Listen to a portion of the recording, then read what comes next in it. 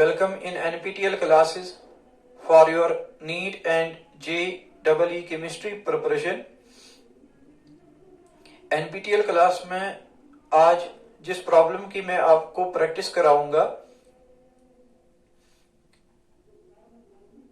If I may correct, जिस problem के solution की मैं आपको प्रैक्टिस कराऊंगा, ये प्रॉब्लम मैंने सिलेक्ट की इक्विलिब्रियम से और ये आपकी क्लास 11th की टेक्स्ट एक्सरसाइज में इंक्लूडेड है।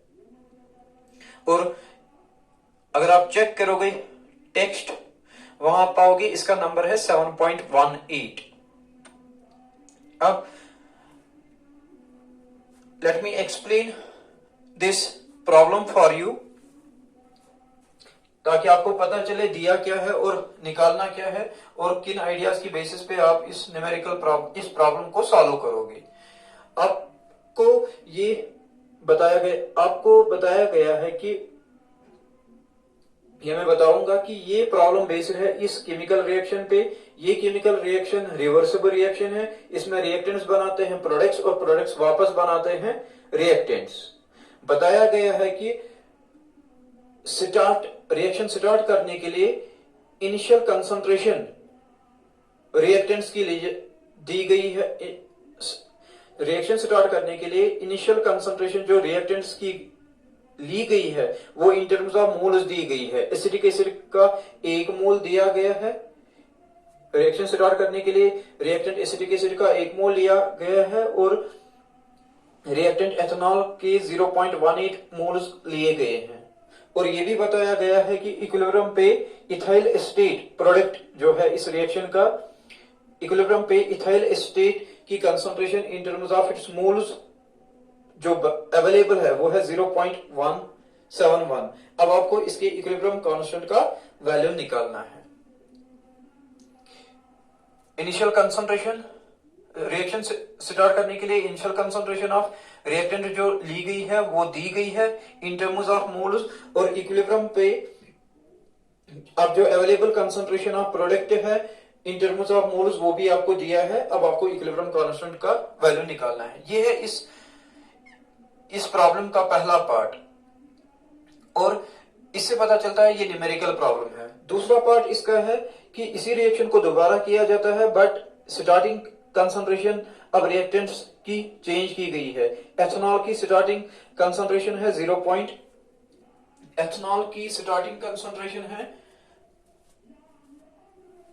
0.5 मोल्स और एसिटिक एसिड की starting concentration in terms of moles है 1 मोल। इसके बाद बताया गया है कि कुछ टाइम पे, किसी पर्टिकुलर टाइम पे available concentration of product in terms of moles है 0.214। अब आपको बताना है क्या इस टाइम इक्विलिब्रियम पहुंचा है, क्या रिएक्शन इस टाइम पे इक्विलिब्रियम पे पहुंची है या नहीं, क्या ये टाइम इक्विलिब्रियम टाइम रिप्रेजेंट करता है या नहीं। अब कैसे हम इस प्रॉब्लम को के सॉल्यूशन को अप्रोच करेंगे, देखो आइडिया क्या इस्तेमाल करना है। आपको initial number of moles of reactants दिए गए हैं और आपको available number of moles of product at equilibrium दिया गया है पहले पार्ट में। क्योंकि available number of moles of product at equilibrium represent करेगा ना moles of product formed before attainment of equilibrium. इसका मतलब है इतने ही मोल्स बने होंगे वाटर के, कंसिडरिंग के water is not solvent, it is not in excess, it is product, और इतने ही मोल्स कंज्यूम हुए होंगे ना रिएक्टेंट एथेनॉल के या रिएक्टेंट एसिटिक एसिड के, क्योंकि स्टोइकोमेट्री है 1:1:1:1। इसलिए मैं आराम से इक्विलिब्रियम कंसंट्रेशंस निकाल सकता हूं प्रोडक्ट्स और रिएक्टेंट्स की। एक प्रोडक्ट की इक्विलिब्रियम कंसंट्रेशन दी गई है, दूसरे की भी वही होगी, और रिएक्टेंट्स की इक्विलिब्रियम कंसंट्रेशन आप निकालोगे क्योंकि इनिशियल दी गई है और कितना कंज्यूम हुआ होगा वो भी निकालोगे बाय यूजिंग रिएक्शन स्टोइकोमेट्री। अब दूसरा पार्ट कैसे करोगे, दूसरे पार्ट को सॉल्व करने के लिए आइडिया बिल्कुल यही है। आपको initial number of moles of reactants दिए गए हैं, उस वक्त प्रोडक्ट 0 होंगे। टाइम टी पे बताया गया है कि प्रोडक्ट की अवेलेबल कंसंट्रेशन ऑफ 0.21 मोल्स है। इसका मतलब है इस टाइम तक प्रोडक्ट के 0.21 मोल्स बने हैं, इतने ही मोल्स बने होंगे ना प्रोडक्ट वाटर के, क्योंकि रिएक्शन स्टोइकोमेट्री है 1:1, और इतने ही मोल्स कंज्यूम हुए हैं होंगे रिएक्टेंट एसिटिक एसिड और एथेनॉल के, क्योंकि स्टोइकोमेट्री है फिर से 1:1। सो इस बेसिस पे मुझे जितने भी स्पीशीज इन्वॉल्व है इस इक्विलिब्रियम में, उनकी इक्विलिब्रियम का उनकी अवेलेबल कंसंट्रेशन है टाइम टी पता चली, इस प्रोडक्ट एस्टर की, प्रोडक्ट वाटर की, रिएक्टेंट एसिटिक एसिड की और रिएक्टेंट एथेनॉल की। एज अ रिजल्ट मैं टाइम टी पे कंसंट्रेशन ग्रेडियंट, कंसंट्रेशन रेशियो निकालूंगा, जिसको आप दूसरा नाम देते हो रिएक्शन कोशेंट, जो रेशियो होता है कंसंट्रेशन ऑफ प्रोडक्ट्स और रिएक्टेंट्स का एट एनी टाइम। फिर मैं देखूंगा क्या ये रिएक्शन कोशेंट, इस रिएक्शन कोशेंट के वैल्यू को कंपेयर करूंगा इक्विलिब्रियम कांस्टेंट के वैल्यू के साथ। अगर इक्वल आया तो मैं बताऊंगा हाँ रिएक्शन है, इस टाइम पे रिएक्शन है एट इक्विलिब्रियम। अगर ग्रेटर देन आया या लेस देन आया, मैं बताऊंगा reaction is not at equilibrium. अगर ग्रेटर देन आया तो मैं बताऊंगा कि बैकवर्ड रिएक्शन ज्यादा फेवरेबल होगी। अगर लेस देन आया तो मैं बताऊंगा फॉरवर्ड रिएक्शन ज्यादा फेवरेबल होगी। इसलिए इस तरह हम इस प्रॉब्लम के सॉल्यूशन को अप्रोच करेंगे। चलिए इसकी सॉल्यूशन की प्रैक्टिस स्टार्ट करते हैं। Let me write reaction first. Reaction है acetic acid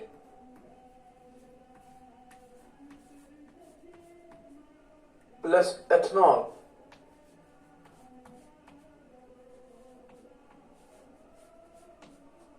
reversible with ethyl acetate, जो एस्टर है। ये एस्टरिफिकेशन रिएक्शन बेसिकली है, formation of ester from acid and alcohol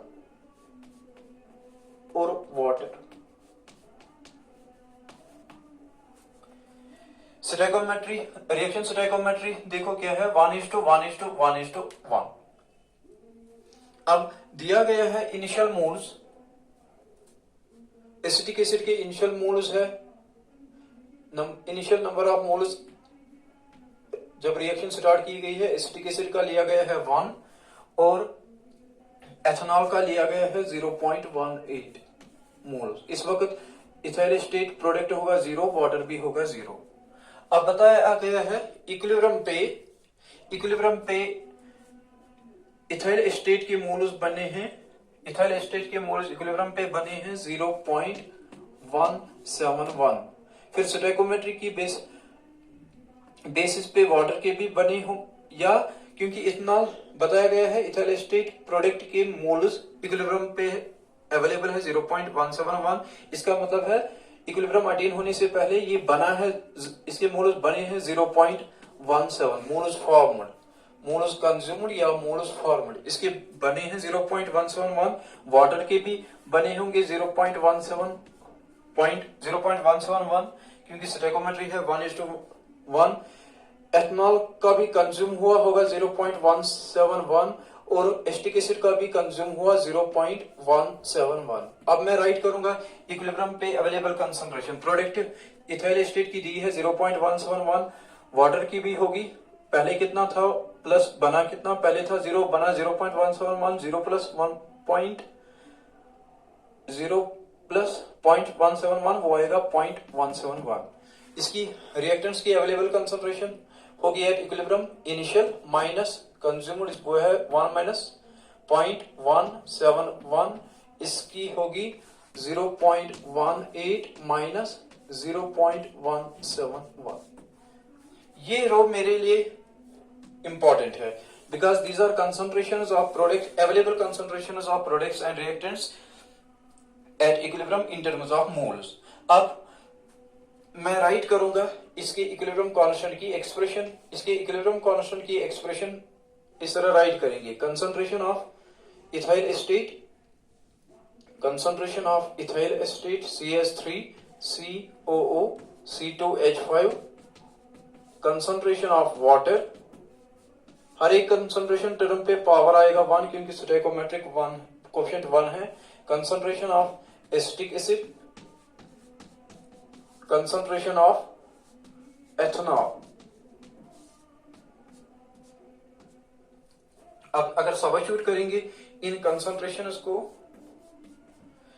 के का वैल्यू मिलेगा 0.171 multiplied by 0.171 divided by 1 minus 0.171 into 0.18 minus 0.171। इसको RHS को जब इवेलुएट आप करोगे ना, आपको वैल्यू मिलेगा जो मैंने कैलकुलेट कर रखा है in order to save your time, वो मिलता है 3.9।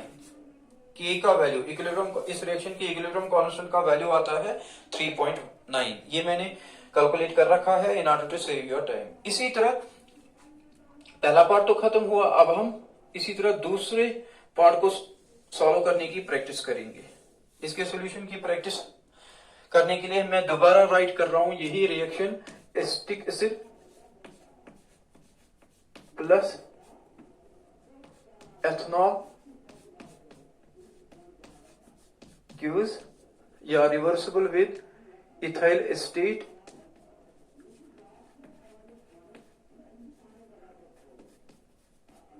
Plus water.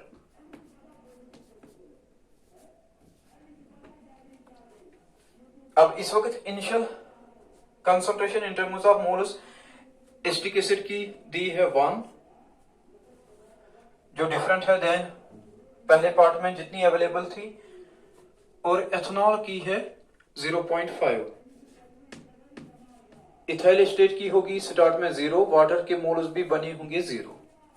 अब बताया गया है कि number of moles at time T ethyl acetate की अवेलेबल है 0.214।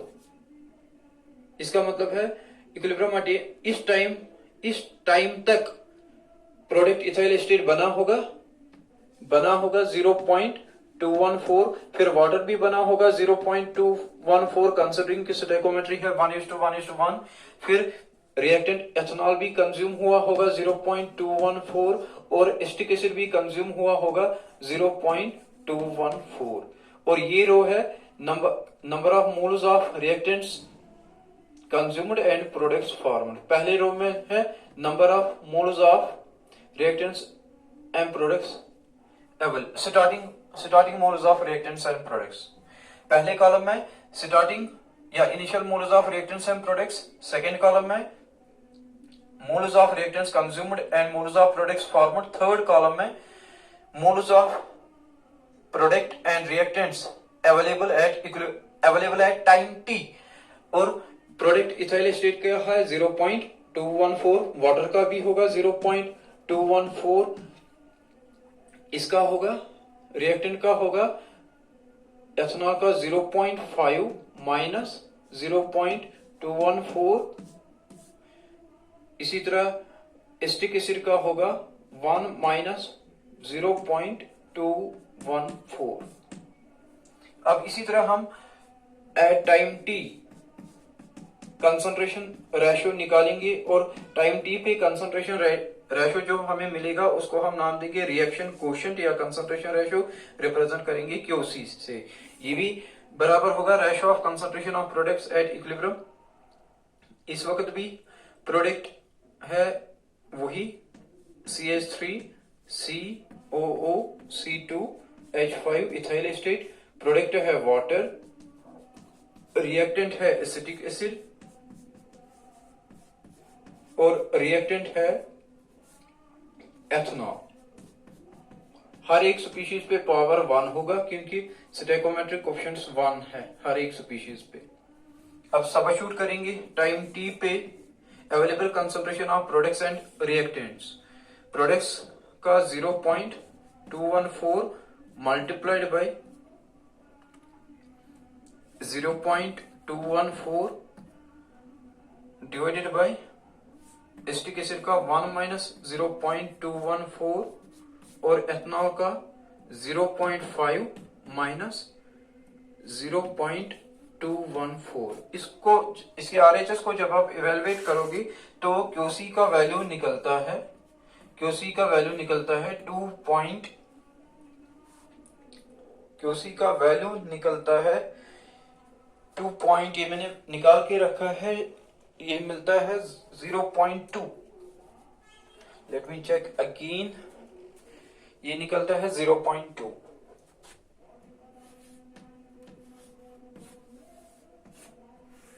कंसंट्रेशन रेशो या रिएक्शन कोएफिशिएंट का वैल्यू है 0.2। अब आपके पास दोनों वैल्यूज है, ratio of fixed concentration of product and reactant at equilibrium, जिसको आप इक्विलिब्रियम कांस्टेंट नाम देते हो, इसका वैल्यू है 3.9, and ratio of concentration of product and reactant eight time T, जिसको रिएक्शन कोएफिशिएंट कहते हो, इसका वैल्यू है 0.2। अब दोनों को जब आप कंपेयर करोगे ना, पता चलेगा इस रिएक्शन के लिए क्यूसी टाइम टी पे क्यूसी का वैल्यू कम है देन इक्विलिब्रियम कांस्टेंट। इसका मतलब है रिएक्शन अब टाइम टी पे इक्विलिब्रियम पे नहीं है, not at equilibrium. Time T पे अब ये इक्विलिब्रियम पे नहीं है, नॉट एट इक्विलिब्रियम। इवन आप बता सकते हो इस टाइम टी पे आप कौन सी डायरेक्शन ज्यादा फेवर्ड होगी, क्यूसी कम है देन केसी। इसका मतलब क्यूसी को इंक्रीज होना है ताकि इसका वैल्यू के बराबर बने। इंक्रीज कब होगा, जब प्रोडक्ट ज्यादा बनेगा और रिएक्टेंट कम कंज्यूम हो जाएगा, और वो होता है फॉरवर्ड डायरेक्शन में। इट मींस टाइम टी पे ये रिएक्शन ज्यादा फेवर करेगी फॉरवर्ड डायरेक्शन को। बस आज की इस शॉर्ट सेशन में इतना ही, मगर एक बार मैं इसको आपके लिए समराइज करूंगा। ये न्यूमेरिकल प्रॉब्लम थी, न्यूमेरिकल प्रॉब्लम बेस्ड थी इस केमिकल रिएक्शन पे। ये रिवर्सिबल केमिकल रिएक्शन है, इसमें इनिशियल रिएक्शन स्टार्ट करने के लिए बताया गया है initial moles reactants acetic acid और एथेनॉल के दिए हैं। एसिटिक एसिड का 1 और एथेनॉल का 0.18, और बताया गया है कि इक्विलिब्रियम पे available number of moles of product ethyl acetate है 0.171। इससे मुझे फिर निकालना था इक्विलिब्रियम कांस्टेंट, क्योंकि available moles of ethyl product ethyl acetate at equilibrium था 0.171। इससे मुझे पता चला इक्विलिब्रियम अटेन होने तक ये बना है 0.171। वाटर भी फिर बना होगा 0.171, क्योंकि रिएक्शन स्टोइकोमेट्री है 1:1, और रिएक्टेंट्स एसिटिक एसिड और एथेनॉल भी कंज्यूम हुए होंगे 0.171, क्योंकि स्टोइकोमेट्री है 1:1। इस तरह मुझे इक्विलिब्रियम पे मिली अवेलेबल कंसंट्रेशन ऑफ, मैं निकाल पाऊंगा अब इक्विलिब्रियम पे available concentrations of reactants and products. एक प्रोडक्ट की दी थी, अब दूसरे प्रोडक्ट और रिएक्टेंट्स की मैं निकाल पाऊंगा, और फिर यूज करनी है मुझे इक्विलिब्रियम कांस्टेंट की एक्सप्रेशन। उसमें available concentration of reactants and products at equilibrium substitute करने हैं। जब मैंने सबस्टिट्यूट किया, इक्विलिब्रियम कांस्टेंट का वैल्यू मिला 3.9। दूसरा पार्ट इस क्वेश्चन का था कि अब इसी रिएक्शन को दोबारा किया जाता है, मगर इनिशियल मोल्स ऑफ रिएक्टेंट्स और रिएक्टेंट्स के डिफरेंट लिए जाते हैं, वो भी दिए हैं, और बताया गया है टाइम टी पे प्रोडक्ट इथाइल एसीटेट की अब अवेलेबल कंसंट्रेशन है 0.214। फिर बताना था हमें कि क्या ये टाइम टी पे इक्विलिब्रियम पे रिएक्शन है या नहीं। इसी जो ये available concentration of product ethyl acetate दी गई है एट टाइम टी, इससे मुझे पता चला कि टाइम टी तक इथाइल एसीटेट बना है 0.214, वाटर भी बना होगा 0.214। As a result reactant acetic acid और एथेनॉल भी कंज्यूम हुए होंगे 0.214, क्योंकि रिएक्शन है, रिएक्शन स्टोइकोमेट्री है 1:1:1:1। फिर मैंने टाइम टी, फिर इस तरह मैं टाइम टी पे निकाल पाया available concentration of reactants, products as well as reactants. एक प्रोडक्ट की दी गई थी, दूसरे की मैं निकाल पाऊंगा, और दोनों रिएक्टेंट्स की निकाल पाऊंगा। फिर इस स्टेज पे इस टाइम टी पे अब मैं दोबारा निकालूंगा ratio of concentration of product and available concentration of products and reactants, मगर इसको मैं इक्विलिब्रियम कांस्टेंट नाम नहीं दूंगा, इसको मैं कंसंट्रेशन रेशियो या रिएक्शन कोएफिशिएंट नाम दूंगा। इसके आरएचएस साइड को इवेलुएट करके वो मिला 0.2। फिर इक्विलिब्रियम कांस्टेंट का भी वैल्यू पता है, रिएक्शन कोएफिशिएंट का वैल्यू भी पता है। दोनों वैल्यूज को कंपेयर करके मुझे पता चला कि क्यूसी का वैल्यू रिएक्शन कोएफिशिएंट कम है देन इक्विलिब्रियम कांस्टेंट। इससे मुझे पता चला कि इस टाइम टी पे अब ये रिएक्शन इक्विलिब्रियम पे, टाइम टी पे अभी ये रिएक्शन एट इक्विलिब्रियम पे नहीं है। और यहां से मैं प्रेडिक्ट कर पाया फेवर डायरेक्शन भी, क्यू सी कम है के से, क्यूसी को फिर इंक्रीज होना है ताकि ये के बराबर बने। इंक्रीज होने के लिए प्रोडक्ट इंक्रीज होना है, रिएक्टेंट डिक्रीज होना है, वो तभी होगा जब रिएक्शन फेवर करेगी फॉरवर्ड डायरेक्शन को। इसलिए इस टाइम टी पे फेवर्ड डायरेक्शन होगी रिएक्शन की फॉरवर्ड। Thank you. आज के इस शॉर्ट सेशन में इतना ही। अल्लाह हाफिज।